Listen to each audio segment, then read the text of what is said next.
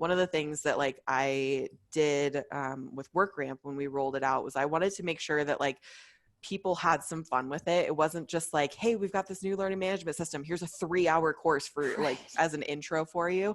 So we did a couple of things with the intro. Like we had it kind of figured out. So we were changing messaging, we were changing branding. So that was the basically like the meat and the potatoes that I needed people to do, but I let them kind of have a dessert first. So when we first rolled out WorkRamp to the organization, the first guide that we rolled out was actually Scott whipped it together in like 5 minutes, and we utilized literally every single thing in the guide like layout. So it was a Starburst guide basically explaining how pink Starbursts are the best flavor of Starburst, and we like tested them on it too. So we were like, what's your favorite flavor? And if they didn't answer pink, they got it wrong. And when we first rolled it out, I monitored it basically the first half of the day, and whoever like went through and completed it, I had a bag of Starburst, and I would drop a pile of Starburst at their desks. And they were so excited. They got candy. So I gave them a dessert first.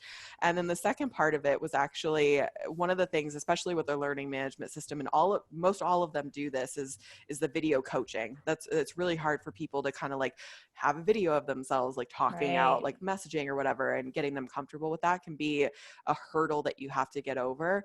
So I actually, thought up basically we ran an air guitar like lip sync contest through the video recording aspect of it. So it's kind of like shoving vegetables in your kids like pancakes. They don't even know it. They don't even know what's happening.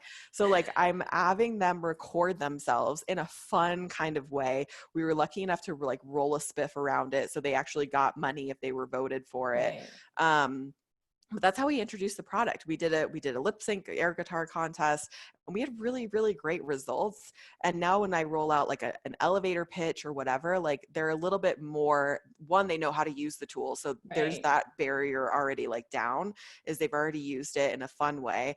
And then two, they feel a little bit more comfortable. It's still weird. Like there's no doubt about it. It's still weird to record yourself like that.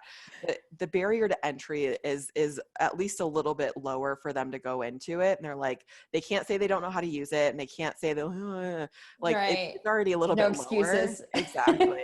It's still like a hurdle to get over, but it's a fun way to kind of encourage like culture and morale and stuff like that. I'm actually thinking about doing it again because we're all working from home.